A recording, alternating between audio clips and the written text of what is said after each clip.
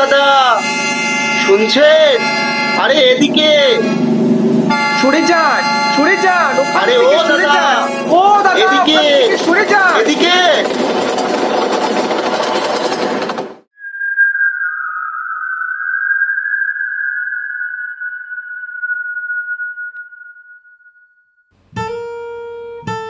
বাংলার সব ছোট বড় গল্প দিয়ে ঘেরা আমাদের এই গপ্প ঠেক। কিছু ভয়, কিছু সাসপেন্স আর কিছু হাসি মজা রোম্যান্স সবই আছে এই ঠেকে। আজ আমাদের ঠেকে রয়েছে এক বিশেষ গল্প, চার্লস ডিকেন্সের লেখা দ্য সিগন্যাল ম্যান। আমাদের এই গল্পগুলো শুনতে চট করে সাবস্ক্রাইব করে রাখুন আমাদের এই চ্যানেলটিকে, সাথে বেল আইকনে ক্লিক করতে ভুলবেন না। আর আমাদের এই গল্পগুলো ভালো লাগলে দয়া করে একটা লাইক করে যাবেন। আর বেশি কথা না বাড়িয়ে চলুন শুনে নিই আজকের গল্পটি।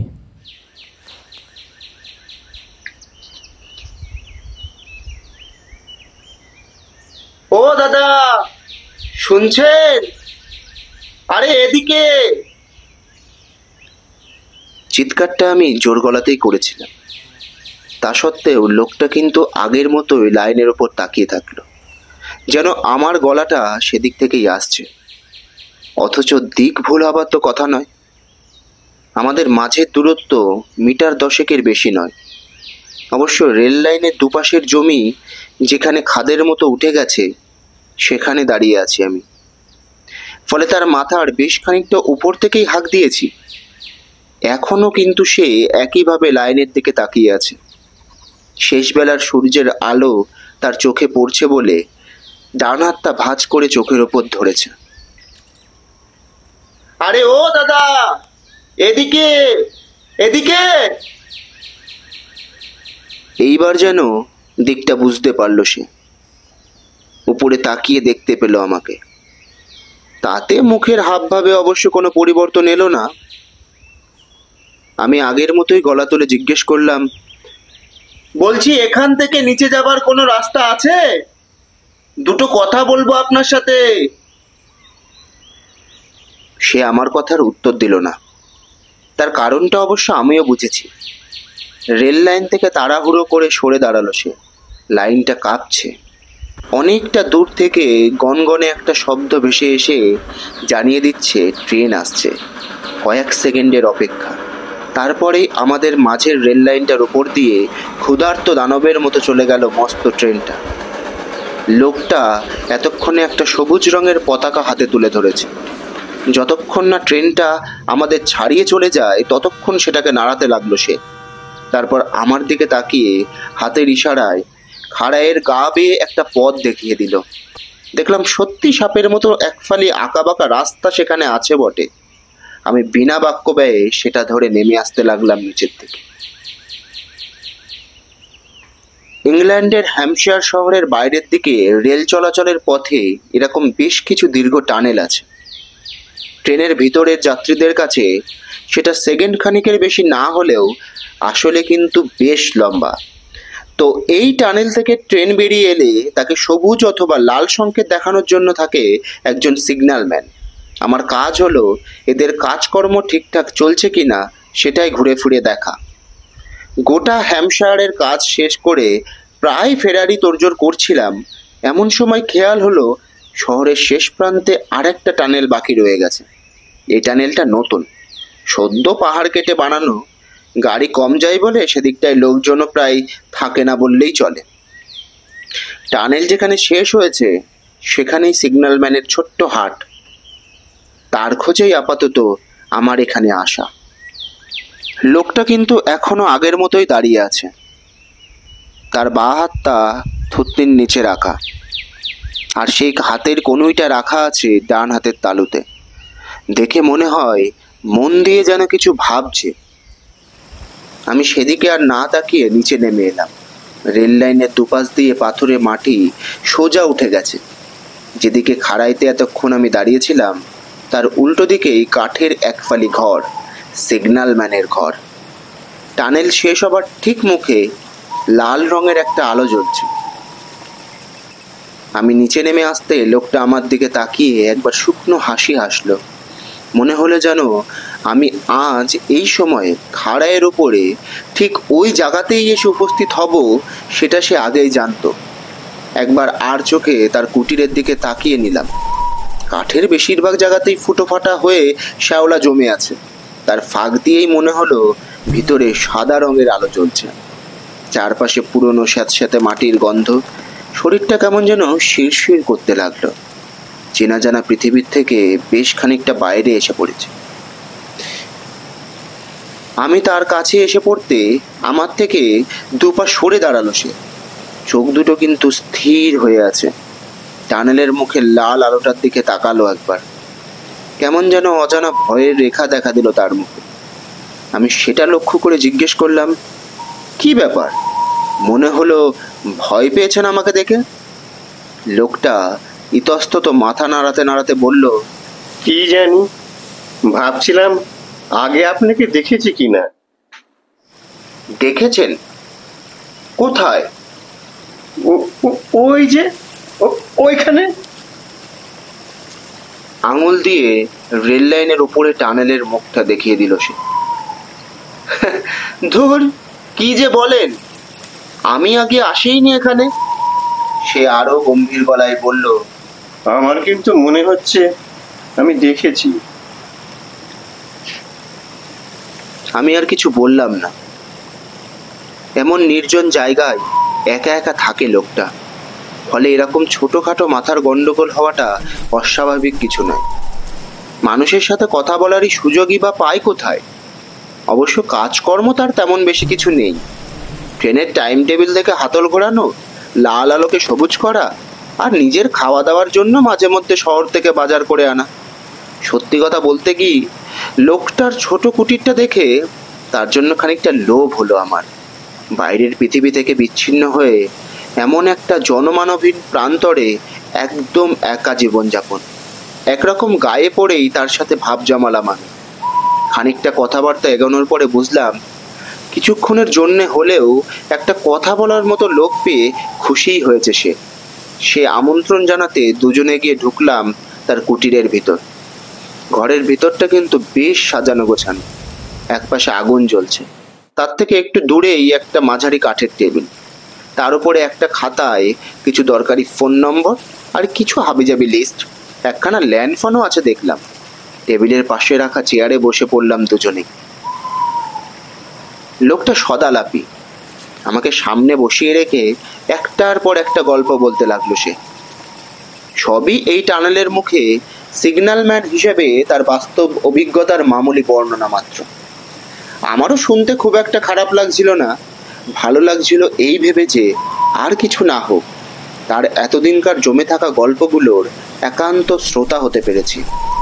কথাবার্তা শেষ হলে আমি চেয়ার ছেড়ে উঠতে উঠতে বললাম, তার মানে সব মিলিয়ে আপনার এখানে মন্দ কাটছে না?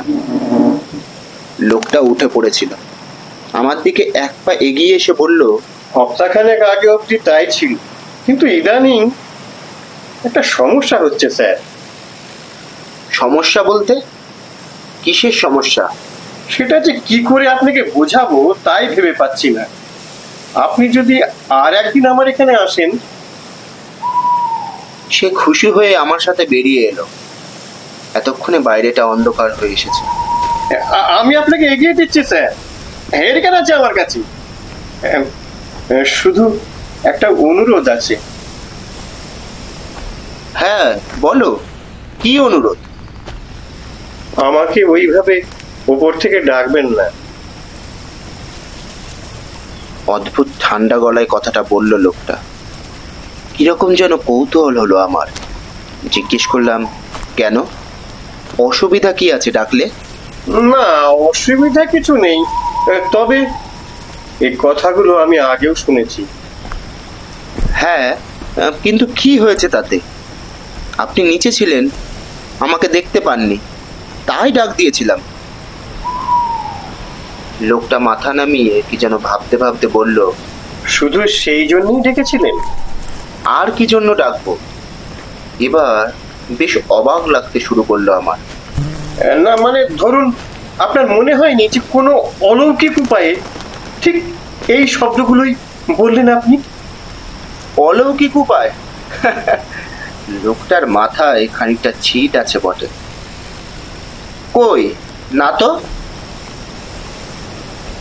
সে আর কথা বাড়ালো না। আমিও রেল লাইনের পাশ দিয়ে ফেরার পথ ধরলাম। যেতে যেতে মনে হলো যেন অনেক দূর থেকে ট্রেন আসছে। ঠিক বাঘ আসার আগে যেমন বনের পশুরা চঞ্চল হয়ে ওঠে, তেমনি চারপাশের মৃদু হাওয়াটাও যেন দুলে দুলে উঠছে বারবার। লাইন থেকে বেশ খানিকটা দূরে একটা হোটেলে ভাড়া করেছি আমি, সেখানেই ফিরবো আপাতত। পরদিন রাত ঠিক 11টায় সিগন্যালম্যানের কুটিরের সামনে উপস্থিত হলাম আমি। সে বাইরেই আলো হাতে অপেক্ষা করছিল। আমি নিঃশব্দে নিচে নেমে এসে একগাল হেসে বললাম, আজ কিন্তু ডাকেনি। তারপর কাছে এসে জিজ্ঞেস করলাম, এবার কথা বলা যায়? নিশ্চয়ই স্যার, আসুন আসুন, ভেতরে আসুন। ঘরটা কালকের থেকে খুব একটা পাল্টায়নি। আগের মতো লাল আলো জ্বলছে, চেয়ারগুলোও কালকের মতোই রাখা আছে। তার উপরে আবার বসে পড়লাম দুজনে। সে আমার দিকে খানিকটা ঝুঁকে পড়ে নিচু গলায় বলল, আপনাকে আচ্ছা বলবো তা আগে কাউকে বলিনি। সত্যি বলতে কি, বলার মতো লোকই বা পেলাম কোথায়। কাল বিকেলে আমি আপনাকে অন্য কেউ ভেবে ভুল করেছিলাম। অন্য কেউ ভেবেছিলে? কে? তা তো জানি না স্যার, তার মুখও দেখিনি আমি। তার বাঁ হাতের কনুইটা চোখের উপর রাখা থাকে, আর তার ডান হাতটা সজোরে নাড়াতে থাকে আমার দিকে।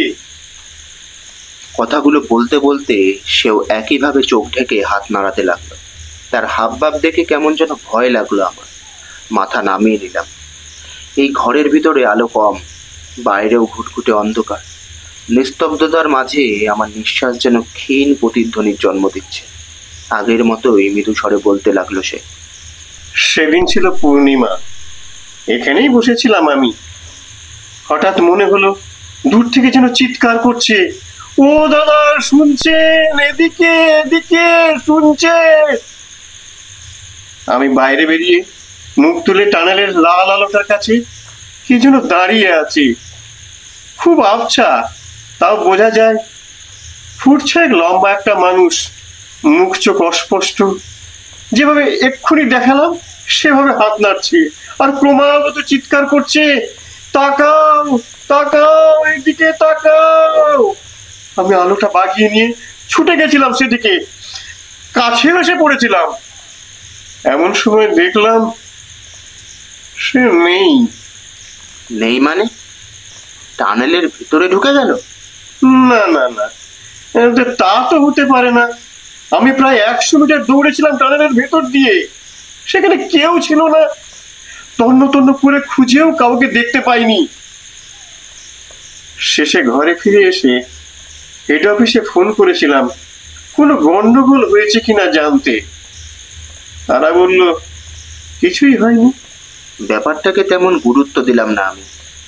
বললাম, রাতের দিকে এখানটা যা অন্ধকার দেখছি তাতে চোখের ভুল দেখাটা মোটেই আশ্চর্য কিছু না।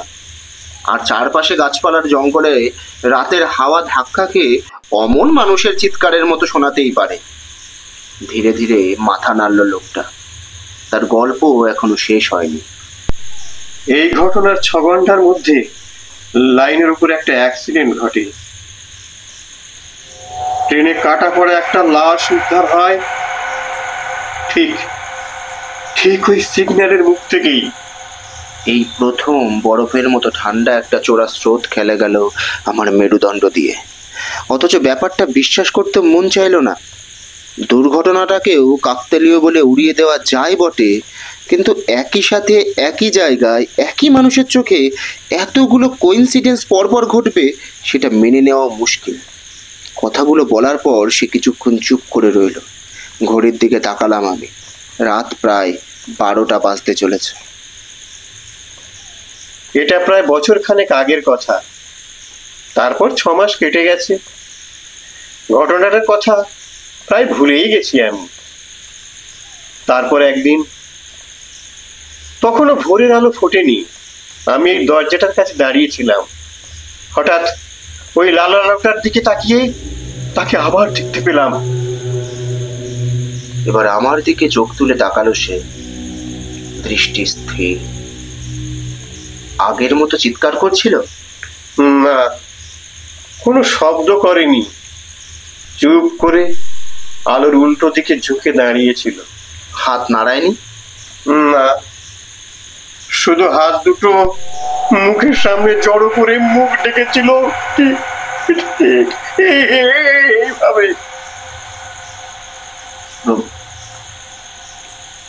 প্রবল দুঃখ, যন্ত্রণা বা হতাশায় আমরা যেভাবে মুখ ডেকে ফেলি, অনেকটা সেইভাবে মুখ ডাকলো লোকটা।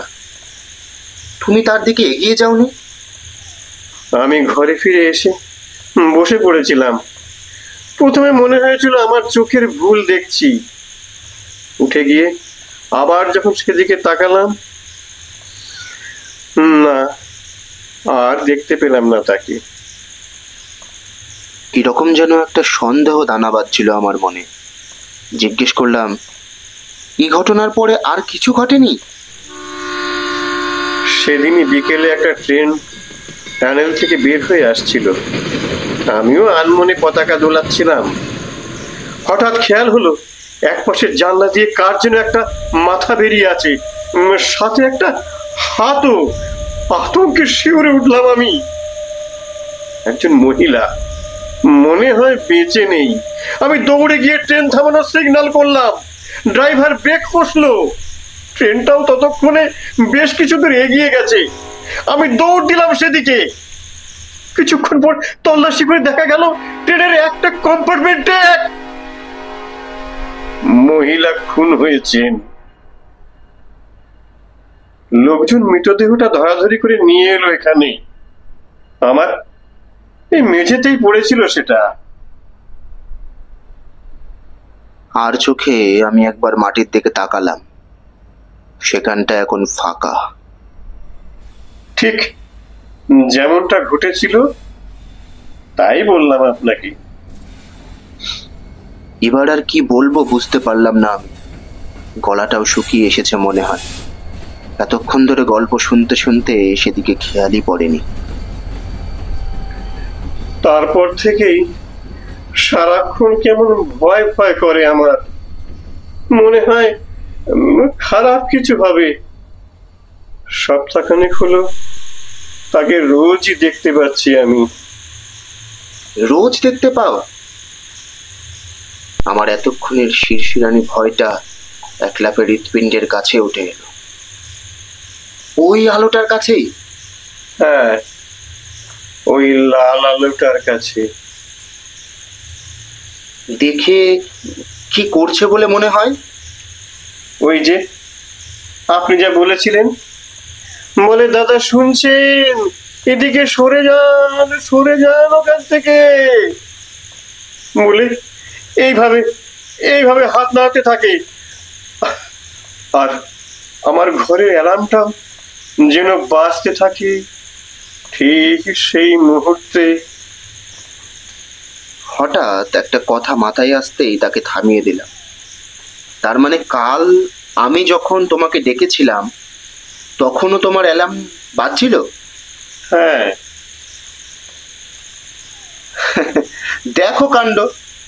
আমার স্পষ্ট মনে আছে, কাল যে সময় আমি তোমাকে ডেকেছিলাম ঠিক সেই মুহূর্তে তোমার ঘরের টেলিফোনটা বাজছিল। সেটাকেই তার মানে অ্যালার্ম ভেবে ভুল করেছো তুমি। সে কিন্তু আশ্বস্ত হলো না। মাথা নাড়তে নাড়তে বলল, তা কি করে হয়? টেলিফোনের রিং এর আওয়াজ আর অ্যালার্মের শব্দ আমি এত বছর ধরে শুনছি। দুটো গুলিয়ে ফেলবো। বুঝলাম আমার ব্যাখ্যায় সে শান্ত হবে না। জিজ্ঞেস করলাম, আচ্ছা কাল যখন তাকিয়েছিলে তাকে দেখতে পেয়েছিলে? হ্যাঁ, দেখেছিলাম। আমি এক মুহূর্তে উঠে দাঁড়ালাম। মনে এতক্ষণ ধরে জমা হতে থাকা কৌতূহলগুলো মাথা চাড়া দিয়ে উঠেছে। দরজার দিকে এগিয়ে গিয়ে বললাম, চলো তো, এখন দেখা যায় কিনা। না মানে প্রবল অনিচ্ছা সত্ত্বেও সে উঠে দরজার ঠিক বাইরে আমার পাশে এসে দাঁড়ালো। দূরে সিগন্যালের লাল আলোটা জ্বলছে। সেই আলোর আভা ছড়িয়ে রয়েছে টানেলের মুখটায়। সেখানে কাউকে এই মুহূর্তে দেখা যাচ্ছে না। দেখতে পাচ্ছ এখন? না। হুম। দরজা বন্ধ করে আবার ঘরের ভিতরকার চেয়ারে এসে বসলাম আমরা। সমস্ত ব্যাপারটা আমার কাছে এখনো পরিষ্কার নয়। ব্যাপারটা যদি অলৌকিকও হয় তাহলেও ব্যাখ্যা নেই কোনো। ছায়ামূর্তিটা দেখার পরে এই দুর্ঘটনায় কিছু মানুষের মৃত্যু হয়েছে, সেটা বোঝা যাচ্ছে, কিন্তু তার উদ্দেশ্য কি? কে সে? আমাকে চিন্তান্বিত দেখে সে নিজেই বলল, লোকটা কে হতে পারে বলুন তো? আমি খানিকের জন্য তার চোখের দিকে তাকিয়ে আবার মুখ ফিরিয়ে নিয়ে বললাম, তার থেকেও বড় প্রশ্ন হলো, মুখ দিয়ে ওই কটা শব্দ করে, ঠিক ওইভাবে হাত নেড়ে সে কিসের সংকেত দিতে চায়? কি বিপদ আসতে চলেছে? আগের দুবার তার পূর্বাভাস মিথ্যে হয়নি, এবারও হবে বলে তো মনে হয় না। সে পকেট থেকে রুমাল বের করে কপালের ঘাম মুছল। এবার আমি কি করি বলুন তো? হেড অফিসে গিয়ে যদি এইসব কথা জানাই তবে তারা আমায় পাগল ভাববে, বলবে আমার মাথা খারাপ হয়ে গেছে। কি জানি, হয়তো ইস্তফাও দিতে বলবে। আমি গরিব মানুষ স্যার, কাজ গেলে আমি তো না খেয়ে মরবো। কথাগুলো শুনে আমার মনটা খারাপ হয়ে গেল। এ ধরনের অলৌকিক ক্ষমতার অধিকারী হওয়ার সামর্থ্য লোকটার নেই। সে পাকে চক্রেই এর মাঝে এসে পড়েছে। এর থেকে বোধহয় তার নিরিবিলি একঘেয়ে জীবনই বেশি পছন্দ ছিল। সে বলে চলল, মাঝে মাঝে মনে হয় সবকিছু যদি সে আমায় বলে দিত তাহলে আর এসব সমস্যা থাকতো না। যেমন ধরুন, দুর্ঘটনাটা কোথায় ঘটছে, কিভাবে ঘটবে, অথবা কিভাবে এড়ানো যাবে সেটা। সেসব কিছু নয়, শুধু চোখ ঢেকে হাত নাড়তে থাকে, অর্থাৎ কিছু একটা ঘটবে। এখন আমি এসব জেনে কি করব বলুন তো? আমি তার কাঁধে একটা হাত রেখে বললাম, তোমার সমস্যাটা আমি বুঝতে পারছি, কিন্তু মুশকিল কি জানো তো? তোমাকে এখান থেকে বদলি করতে গেলে আমাকে কিছু কারণ দেখাতে হবে। সেটাই যে কি দেব বুঝতে পারছি না। বদলি করতে হবে না স্যার, এখানে আমি চোখ বুঝলেই সব ঠিক। লোকটা ভূত হোক আর যাই হোক, আমার তো কোনো ক্ষতি করছে না। তুমি সত্যি বদলি হতে চাও না? সে আগের থেকে আরো জোরে মাথা নাড়ালো, তারপর আমার দিকে আরো খানিকটা এগিয়ে এসে কিছুটা নিচু গলায় বলল, আপনাকে একটা কথা বলাই হয়নি। কি কথা বলো তো? খাড়াইয়ের ওই দিকে পুরনো একটা ট্রেনের একটা ভাঙা অংশ পড়ে আছে। কাল সকালের দিকে আসলে তার ভেতরে একটা অদ্ভুত জিনিস দেখাতে পারবো আপনাকে। কি জিনিস বলো তো? এখন না, কাল দেখো। কাল তো একটু কাজ আছে, পরশু আসতে পারি। বেশ, তাই আসুন। আজও আমাকে লাইন পর্যন্ত এগিয়ে দিল সে। বেরোনোর সময় আমার চোখ লাল আলোটার দিকে নিচ থেকেই চলে গেল, তারপরেই সিগন্যালম্যানের মুখের দিকে। শুভরাত্রি স্যার। হ্যাঁ, শুভরাত্রি। দুদিন ধরে কাজের ব্যস্ততায় লোকটার কথা ভুলেই গেছিলাম। আজও মনে ছিল না। সকালবেলা মেন রোড দিয়ে যেতে যেতে খানিক দূরে খাড়াইটা যেখানে লাইনের ওপর নেমে গেছে সে খাতটা চোখে পড়ল। কি মনে হতে এগিয়ে গেলাম সেদিকে। হাঁটতে হাঁটতে টানেলটা চোখে পড়ল, সাথে সিগন্যালম্যানের সেই কুটিরটাও। আজ কিন্তু বহু লোকজনের সমাগম হয়েছে সেখানে, শুধু সিগন্যালম্যানকে দেখা গেল না। কৌতূহল হতে নিচে নেমে এলাম আমি। সামনেই হর্তাকর্তা গোছের একটা লোককে চোখে পড়ল, বুকে রেল কোম্পানির লোগো। জিজ্ঞেস করলাম, কি হয়েছে দাদা, এত ভিড় কেন এখানে? লোকটা বিরক্ত হয়ে মাথা দুলিয়ে বলল, আর বলবেন না, এই লাইনের সিগন্যালম্যান রেলে কাটা পড়েছে। একটা আকস্মিক যন্ত্রণার স্রোত আমার সারা শরীর অসাড় করে দিল। কোনো রকমে উচ্চারণ করলাম, কিভাবে কাটা পড়ল? তা কি জানি মশাই, লোকটা কালা আর অন্ধ দুই একসাথে ছিল এমন তো জানতেম না, অথচ ট্রেন আসার সময় সে নাকি ঠাই লাইনে দাঁড়িয়েছিল। টানেল থেকে ট্রেন বেরিয়ে আসতে দেখেও সরেনি? না, যে ছোকরা ট্রেন চালাচ্ছিল তার সাথে আমি নিজে কথা বলেছি। লোকটাকে লাইনের উপর দাঁড়িয়ে থাকতে দেখে ড্রাইভার ব্রেক চাপে, সাথে চিৎকার করে বলতে থাকে, সরে যান সরে যান, ওখান থেকে সরে যান, ও দাদা সরে যান। কিন্তু কিসের কি, লোকটা একইভাবে সেদিকে তাকিয়েছিল। শেষে মৃত্যু অনিবার্য দেখে ড্রাইভার হাত দিয়ে মুখ ঢেকে ফেলে, লোকটাকে চাকার তলায় পিষে দিয়ে তবে ট্রেনটা থামে।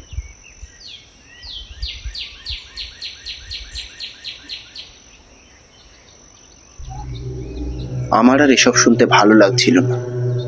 ধীর পায়ে লাইনের একদিকে সরে এলাম। কিছু অদ্ভুত চিন্তা মাথার ভেতর খেলা করছে। ব্রেক কষার ঠিক আগে যে কথাগুলো বলে ড্রাইভার চিৎকার করছিল, তার সাথে সিগন্যাল ম্যানের দেখা সেই ছায়ামূর্তির কোথাও একটা অদ্ভুত মিল আছে। তারও দু হাতে মুখ ঢাকা ছিল, সেও হাত দুটো প্রবল বেগে নাড়ছিল সামনের দিকে। তবে কি 2 সপ্তাহ ধরে নিজের মৃত্যু সংকেত ঘুরে ফিরে আসছিল তার চোখের সামনে? মনে পড়লো কাছেই একটা ভাঙা ট্রেনের পরিত্যক্ত বগিতে কি যেন দেখাবে বলেছিল সে। আমার আর সেটা দেখতে ইচ্ছে করলো না। আমার পায়ের পাশেই লাইনের ধার জুড়ে লাল রক্তের দাগ ছড়িয়ে ছিটিয়ে আছে। এও কি তবে কিছুর সংকেত? মুখ তুলে তাকালাম আমি। টানেলের ঠিক মুখেই একটা আলো জ্বলছে। বিপদ সংকেত, লাল, টকটকে লাল রং।